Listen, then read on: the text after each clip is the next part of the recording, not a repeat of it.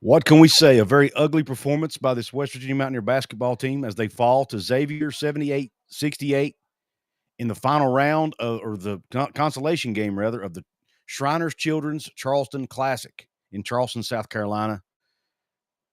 10-point loss to a team who was 3-3 coming into the game. Xavier they didn't look like a bad basketball team in this game for sure, but I don't think they're all that good either. West Virginia just struggled to keep up. You know, they had two bigs. Xavier had two bigs, two stretch bigs that West Virginia just was unable to match up with. Second game in a row, really, that West Virginia has struggled with the other team's bigs, stretch bigs. It appears maybe that's a weakness, a hole on this West Virginia team that other teams will be able to exploit. I felt like the effort was good by the Mountaineers. I felt like they came to play. I just, for whatever reason, they couldn't execute. And you know, some of that goes to Xavier. I mean, when a team shoots the way they shot the ball from three, it's going to be hard to beat anybody that shoots the ball that well. Yes, they had a lot of open looks, but even the looks they had that were not open, you know, they were making shots at the end of the shot clock. They were making shots with hands on their face. They were just hot. They weren't missing much today, and it's hard to do anything about that. But I will say this. There were lapses at times where guys either didn't rotate fast enough, maybe they didn't do a good job fighting through screens. There are multiple reasons, but nonetheless, whatever the case may be, West Virginia was not able to match up Xavier in their, I'll call it an offensive explosion, so to speak, shooting from three the way they did. 64% from three, 16 of 25. You're not going to win a lot of games when you allow the other team to shoot 16 from 25 from three. They were 45% overall from the floor with Xavier, 25 of 55 from the floor, 12 of 12 from the free throw line, 100% from the free throw line. So they just weren't missing anything. Not missing hardly anything. The turnover battle, West Virginia actually turned it over one more time than Xavier did, so West Virginia did not force turnovers like they had been in previous games either. That's another thing that West Virginia, in order for them to win games, in my opinion, especially against better competition, has to force turnovers. They have to. It's their calling card. They were not able to do that in this game, not to the extent they needed to. Xavier only turned it over 10 times. West Virginia has to do a better job. There were multiple times they got the ball down low, trying to post guys up. Listen, we used to always hear Bob Huggins talk about in post-game press conference. We have guys trying to do what they're not able to do. Stop. And there are guys on this team trying to do things they're not that good at. It's hard to back down and post up a guy who's bigger than you.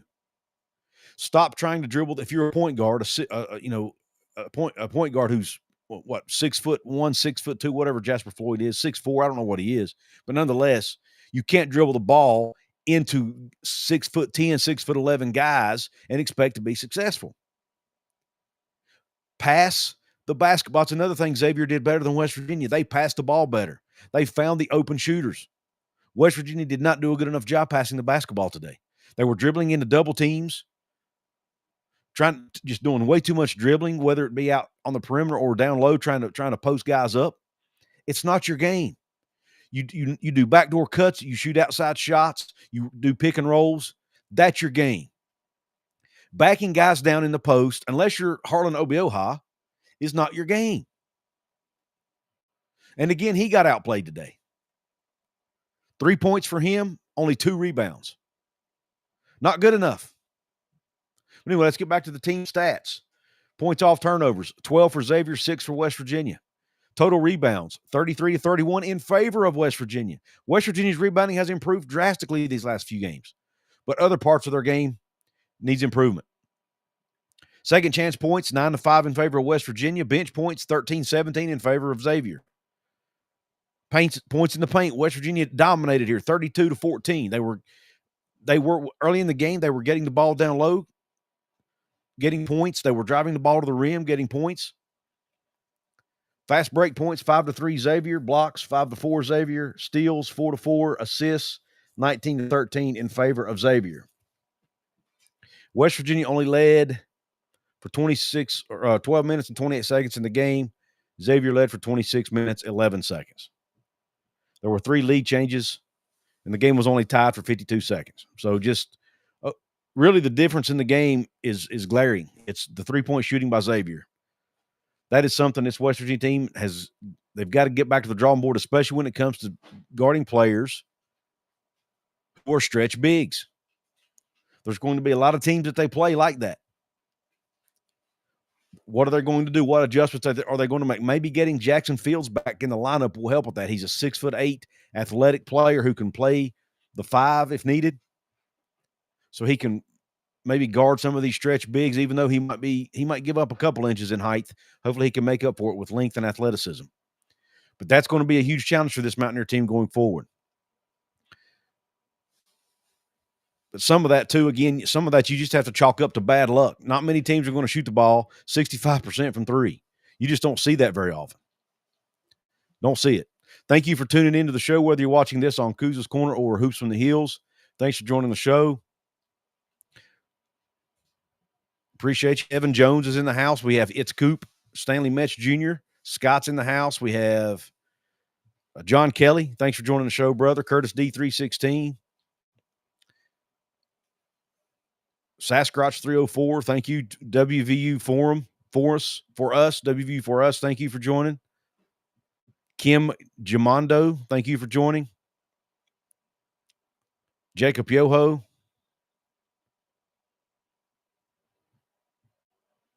At D Lovey. Thank you for joining. Tosh Miller's in the house.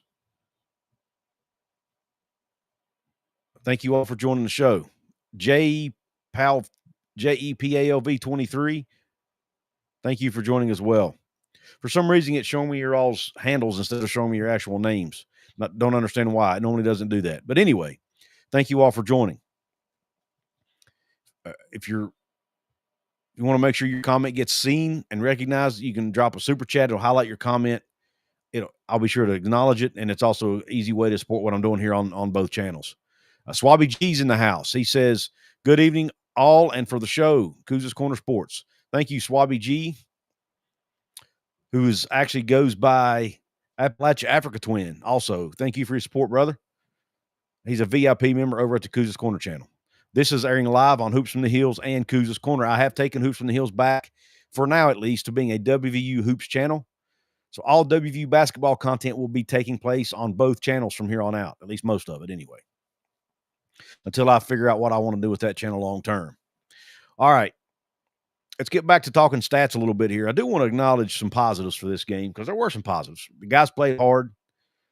I'm very frustrated, yes, because the team just offensively just they just are not good offensively. They cannot get to 70 points in a basketball game. They're going to have to figure that out. Even a game where Trace and Eaglestaff played well, they still were not able to get to 70. So let's go ahead and talk about that. Brendan Lorient had 11 points, 3 rebounds on the day. Jasper Floyd only 5 points, but did have 6 rebounds and 3 assists, a couple steals as well.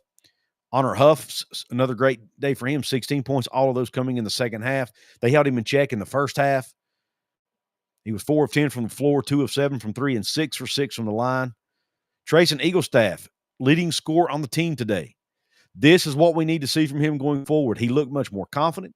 He was being more aggressive, dropped 20 points on 8 of 15 shooting. He was 0 of 5 from 3, but he found other ways to score the basketball. He was 4 of 4 from the free throw line, 5 rebounds, 4 assists, much more involved in the offense today. That's the Trace and Eaglestaff we want to see going forward. The 2 guys you brought in to scored the ball for you. The problem is they didn't get any help. Obioha, only 3 points. Amir Jenkins, 4 points. DJ Thomas, 4 points. And Morris Ugasuk, 5 points. Chance Moore did not score in this game. Did not look like the same Chance Moore we saw in the previous game. Maybe it was fatigue. Maybe it just wasn't a good matchup for him. I'm not sure. But he just did not look the same today.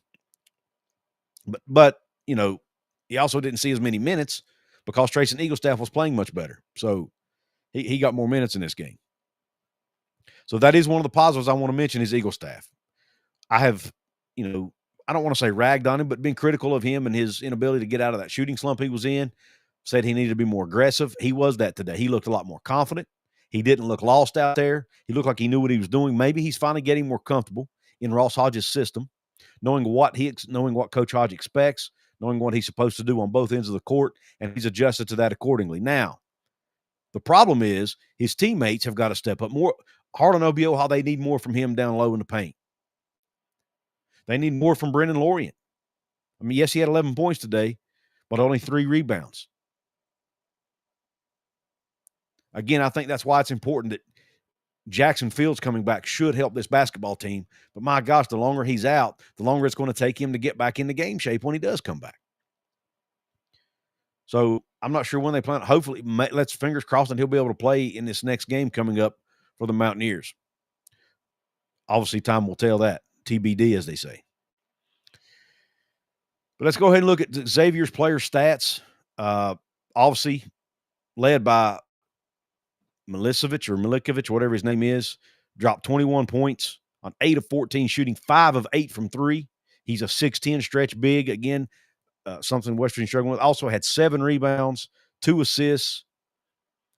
Just a really, really good day for him. And then their other stretch big that West Virginia struggled with had 17 points was Trey Carroll. He had 17 points on 6 of 11 shooting, 5 of 6 overall from 3. So those two guys combined were 10 of 14 from 3. That is absolutely just shooting the lights out. A lot of those were open looks where they would set picks and then pop out for the 3, and West Virginia was not able to get out on them fast enough due to pin down screens or whatever the case may be. And some of it was just great shooting by Xavier. There was some bad luck in this game for West Virginia. A team shooting the lights out like Xavier did. There were some calls that didn't go their way, but officiating was not to blame for this game. West Virginia still got 3 more foul shots than Xavier did. Now, that's another positive. West Virginia was 12 of 15 from the line in this game, 80%, well above their season average. They made their free throws for the most part in this game, so hats off to West Virginia for doing that. Do need to acknowledge that. That is another positive. So some things they were struggling with, they did better at in this game. The problem is the things they do well, they didn't do. They didn't force as many turnovers as they had been in the past. They didn't guard the perimeter as good as they had in the past. And they didn't take care of the basketball on offense the way they had in the past. Some of that, again, too much dribbling, not enough passing, in my opinion. Too many guys trying to do things they're not good at. Let your shooters shoot. Let Eaglestaff and Huff, Ugasuk, let those guys shoot most of your outside shots. I'm not saying never shoot an outside shot, but just dribbling down and jacking up a shot if you're Jasper Floyd or some of these other guys is just not good offense. It's not their strengths. And dribbling into 6'10" guys when you're 6'2" or 6'3" is also not good offense. They have got to stop doing that stuff, man. Maybe the offensive coaching staff or the coaching staff, rather, needs to run better sets, run better plays for these guys. I don't know. But something has got to change offensively, or this team is going to struggle all season long against P4 competition, especially in the Big 12 when you're playing teams like Kansas and Houston and Iowa State and BYU and Texas Tech and Baylor. Should I keep going? Just horrific offense. Defense wasn't as good today as it had been. But if you're able to score a little bit more, it might change the flow of the game a little bit. Keep the momentum swings from being as big. You know, Honor Huff getting going in the second half was a huge spark. It was they only got outscored 42-40 in the second half, but it was 36-28 in the first half. So let's go check out some comments. This is not going to be a long show. I do have some family things this evening, but I want to get on here and just react to this with you guys, give you a chance to vent, give myself a chance to vent. Seymour Wang in the house, he says, at this time last year, WVU had been blown out by Pitt. These losses are learning opportunities we must trust. They can learn from this. There were a lot of things in this game. That's a great point. A lot of things in this game that Ross Hodge will be able to use to coach his team up and show them, hey, this is what we did wrong. Here's how we do a better job of guarding the 3. Here's what we need to do. Maybe we need to look at guarding the pick and roll a little differently. Those things. Now, they were hedging on, or I noticed they weren't switching on screens today. They were fighting through screens. I like the strategy, but it obviously didn't work. So I don't know. Maybe it may depend. It may be opponent dependent on how they do that in the future, whether they hedge, whether they switch, whether they fight through, whatever. I didn't see as many mismatches in this game, but these stretch bigs are really, really hurting this basketball team. That's the core here. Obioha is just not quick enough to get out on these guys,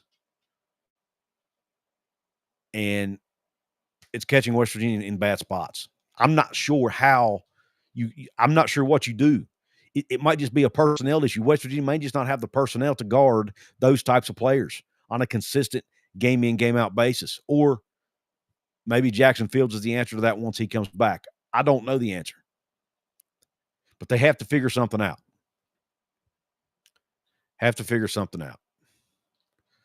Silver 8 Tundra says, "Are you having pizza rolls for dinner? LOL." The announcer said that's what we eat. Yeah. They don't know the difference between we have to educate them, don't we? They don't know the difference between pizza rolls and pepperoni rolls. We've got to teach these guys. Daniel Gigax says 2 words, not good. I agree, brother. Scott says, going forward, when we get into Big 12 play, I'm afraid we're going to eat up in the post. Also says, I'm afraid going forward. That's the same comment twice. Stanley Metz says the refs in the first half was kind of bad. Much better second half. I agree. There were some really odd calls in the first half that I didn't agree with, but West Virginia did get a few calls go their way, I thought, in this game too. Like the 3-pointer on Honor Huff, the when he got foul shooting that 3 early and went to the line and made all 3 of his free throws. I did not think he got fouled on that. So it wasn't, it was at least consistently bad, I guess, to say the least. Jake is in the house. Jake Richards says, should WVU press the panic button this year or no? I'm not quite there yet, Jake, because they played. Clemson won this tournament today, at least the Palmetto bracket of this tournament. And West Virginia was the better basketball team in that game. They just made some critical errors down the stretch and didn't make the free throws. But I felt like they were the better team. In this game today, it did not feel like they were the better team. Maybe Xavier is a lot better than a record, because they've got a new coach too, a new staff, a lot of new players. And I think this may just been a bad matchup for West Virginia today. I don't know. That's why I'm not ready to panic yet. Basketball is so, and really all sports, especially football and basketball, are so matchup dependent. If you get a team that you just do not line up well with or match up well with, sometimes it's going to be a long day. And that could have been the case here. I do think the team fought hard. They gave it everything they had down the stretch all the way to the end, and I really appreciate that. But, man, at times it just looks like maybe this team is not going to be that good. I don't know. We'll see. Maybe Coach Hodge will get them straightened out here. At this time, let's see. I think I saw Henry in here. Watched you play Clemson, still baffled you couldn't get the win. Yeah, agree. Henry of Scallott's in the house. Says Clemson game had way worse calls that changed the game. Didn't feel that for this one. Great point. I kind of felt the same. I didn't even talk about the officiating in my post-game Clemson show because I was so frustrated about how the team had played. But there were definitely some calls in that Clemson game that affected the outcome of the game, in my opinion, or at least could have. Scott says we're doing a bad job trying to get through the screens. Sasquatch 304 says a few questionable calls, but not the refs' fault at all. Henry says that tied the most 3-pointers against WVU in a game. Wow, I did not know that. Interesting. Thanks for that fact, Henry of Scallots, who's a paid VIP member over at the Couz's Corner channel. Thank you, Henry. I appreciate it. John Skelly says we definitely learned something from Clemson and Xavier. Curtis D316 says, I think Jenkins needs to start at point guard for it. Has been really bad. I don't want to say really bad, but he's definitely not, in my opinion, not running the offense as well as Amir Jenkins is. That's just my opinion. Jasper Ford has had a couple really good games, but outside of a couple games, I just don't think he's been the guy, man. He's a little bit too loosey-goosey with the basketball, in my opinion, to be a starting point guard. Your starting point guard has to be your guy who's sure-handed, who's careful with the basketball, don't make careless mistakes. Jasper Floyd so far has done that way too many times for my comfort. Amir Jenkins isn't doing it quite. Now, he's done it a few times too, but at least with him, it's a freshman, right? You can chalk it up to freshman mistakes. Jasper Floyd's a senior. He shouldn't be making those types of mistakes. So again, he's dribbling into the paint with big guys standing there. He's trying to. I understand at times he might be bigger than his opponent, but tries to back guys down, and he takes way too long. He just, instead of throwing the ball back out to a shooter when he sees he's not going to get a shot, he just keeps dribbling the ball. And he's not the only one doing it either. I've seen Brendan Lorient do it. I've seen other guys do it too. Morris Ugasuk, I think, done it a time or two. Start backing your guys down. Take a couple dribbles. If you can't get a shot up, throw the ball back out to one of your shooters. You're not going to draw. They're not drawing double teams. It's one-on-one. You're still not able to win these one-on-one battles a lot. So move it back out to your shooters, to Eagle Staff and to Huff. I just don't understand some of the thinking by some of these guys. I'm sure they're not. Obviously, we know they're not doing it on purpose, right? They're trying to win, but man, they're just not executing properly. Chris Evans in the house is for a young team and new head coach. I'm so excited for our team and definitely playing better than we expected at the beginning of the year. That's true, Chris, but after reeling off 5 wins in a row, including that blowout win over Pitt, I felt like this team was going to be better than what we thought, and then now the Clemson game, you could say, okay, didn't make free throws. We were the better team. It's okay. This game, it looked like Xavier was just a flat-out better basketball team, and that's a little scary to me because I'm not sure they're that good. Maybe they are. I don't know. Curtis D says a lot of things wrong. Missed free throws, missing easy shots underneath the basket, and leaving guys open that can shoot the three.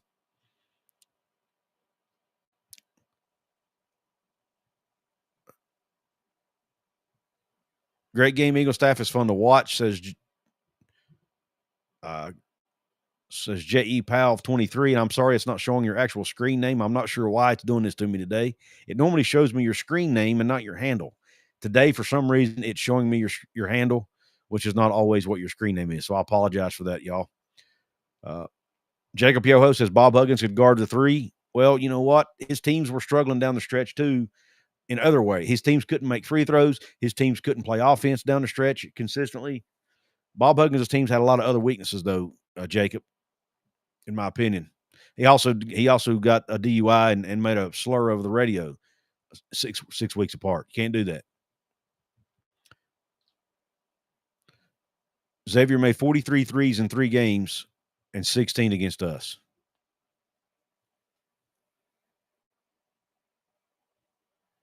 $43 threes in 3 games. Do that math for me real quick. What's that? It's more than 10 a game.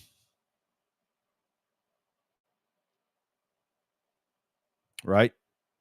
About 11 a game, 10 and a half a game. 16 is a lot higher than that, that's for sure. Not good. Not good. And what were the 2 big plays down the stretch in the Clemson game? Do you remember? It was their stretch big stepping out and making a couple big threes. That is now on film. Every team West Virginia plays now is going to know that that's a weakness. So how does Ross Hodge and this team go back to the drawing board, and how do they get it fixed? I'll be anxious to see what they do next game up against a Power 4 opponent. I believe – let me pull the schedule up. I don't have the schedule handy right now.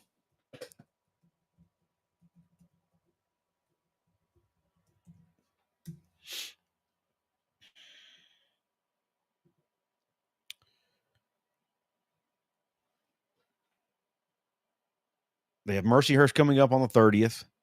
Coppin State on the 3rd. It's the Holiday Hoop Fest in Charleston, West Virginia against Wake Forest. That is the next Power 4 opponent the Mountaineers face. How will they should beat Coppin State and Mercyhurst easily, you would think. How do they look when they travel down I-79 to Charleston to face Wake Forest? A pretty good Wake Forest team, if I understand. I haven't followed Wake Forest that closely, but from what I've read, they are a pretty good basketball team. So how will West Virginia do in that game? Wake Forest has seen the film. Wake Forest is going to see these stretch bigs have success against West Virginia. I'm sure if they have a stretch big, which, again, I haven't studied Wake Forest yet, if they have a stretch big, I'm sure they'll try to pull that out. That's now going to be a matchup problem for this Mountaineer team going forward. How will they address it? WVU fan 13 in the house says they had 16 threes against ODU, 11 threes against Georgia, 16 threes against us. So they are a team who likes to shoot the three ball, apparently. That's obvious. So you know West Virginia had that on their scouting report, right? Didn't do a very good job stopping it. Scott says he wish we could get Huff open more. I know, man. He just, teams know how good he is, so they're going to have to start. Now, if Eagle staff can start making his outs, now he scored 20 today, but none of that was from behind the 3-point line. If he can start making his 3-pointers more consistently, and you have both of those guys making their threes, that could open everything up for this team. You'll start seeing more. They should start being able to score more in the paint, all of that. But again, it's a big if, right? It's a big if. But when you only have one guy making shots on a consistent basis, it's pretty easy to take him away, at least for periods of time. Any good coach is going to be able to do that. Stanley Metz says basically it looked like we got away from basic execution and basic fundamentals. Even so, you could see the potential hiding just underneath. Yeah, I mean, there were moments in this game where West Virginia started, like they're in the second half, started to fight back, claw back, and they never did go away. But they just, then boom, another big 3-pointer by Xavier would open the floodgates again and get them right back, swing the momentum right back in their favor, man. It was so frustrating to watch. Stormy Cyclone in the house says, as an unbiased fan, the ball stayed on one side of the court instead of both. Then we're dependent on the individual play. That's a great comment. Great comment. That's when I said comments like no passing, not passing the ball enough, too much dribbling. That's kind of what we're on the same wavelength here. You just did a much better job of explaining it, Stormy Cyclone. Thank you, man. Appreciate that. But you're absolutely right. The ball was sticking too much. Way too much dribbling, not enough passing. They've got to get out of that funk and start doing a better job passing the basketball. Hodges too passive with the refs. I don't necessarily know. I mean, I saw him yelling at him a couple times. WV Fan 13 says we were 12 of 15 from free throw, 80%. That's not what lost us the game in this one. Exactly. I totally agree. Henry Escallet says the slur against Xavier, ironically. Yeah, it was, wasn't it? Great observation there. Jake Richards says maybe it was just bad performance and maybe they were nervous for being on the road for first time. We should not worry too much. They're still learning. I appreciate your optimism, man. And you're bringing, is it brevity? Is that the right word there to the situation? All right, WV Fan 13 with another comment. The VIP, thank you for being a VIP member. He says, okay, I said it last game and now this game. The running full play clock, settling for contested threes when you're not hitting threes is going to hurt every game. Again, I agree with you. Now, it's pretty well known that Ross Hodge likes to run his offense at a slower pace and shoot the ball late in the shot clock. It's what he does. The problem is you have to be able to get better shots. They're not getting good shots at the end. If you're getting good shots, it'll work. But you're not, and when you do, you're missing them. This team still continues to miss way too many easy shots down low. Way too many easy shots.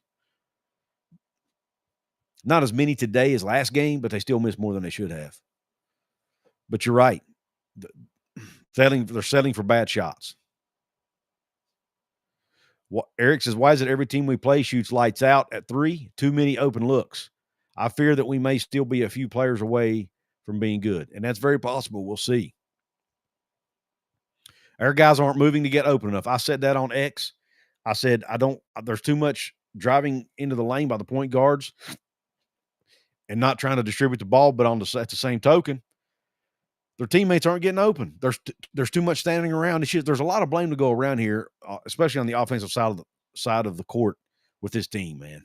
Too much standing around, too much dribbling, too many bad shots being taken, missing too many easy shots. I mean, just go down the list of things. There's a litany of things. This is just not a good offensive basketball team. Your offense right now is basically try to get Honor Huff a shot and hope to God he makes it. That's your offense. In this game today, Trace and Eaglestaff was able to penetrate, get to the rim a few times, make a few, mid-range jumpers, those types of things, get to the free throw line, make some free throws. But outside of that, that was really all you had. Early in the game, they were scoring the ball down low, but then they got away from that. And when the other team adjusts to what they're doing, they're not able to readjust successfully. I don't know if it's coaching. I don't know if it's execution, maybe both.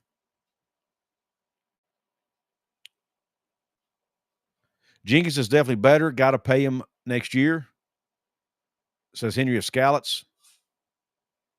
Love how he drives the ball. Agree. And Kevin Varney said, no true point guard.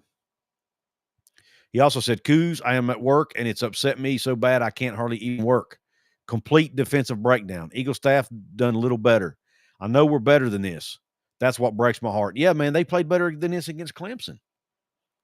They just, again, down the stretch, didn't make plays at the end when Clemson did, and, again, missed free throws. In this game, they were just flat out outplayed by a team who looked like they were a lot better.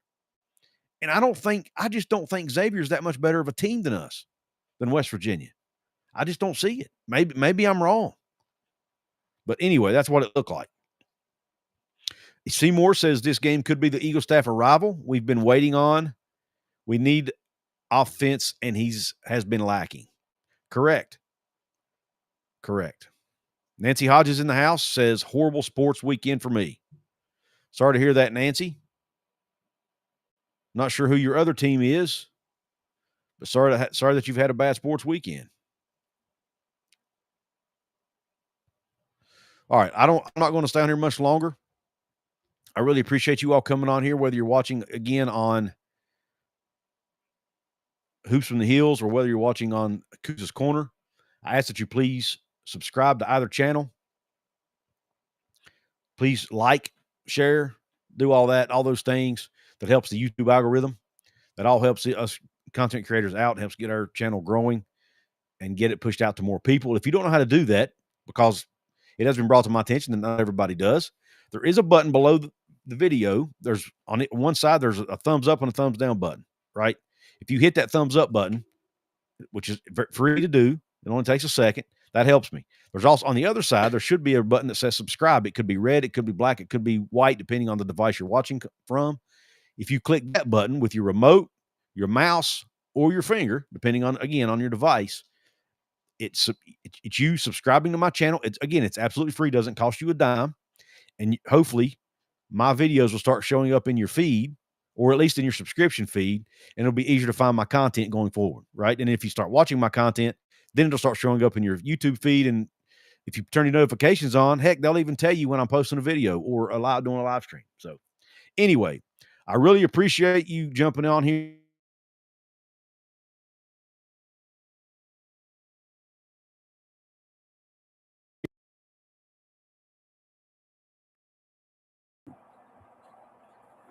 My mic just disconnected somehow right in the middle of this.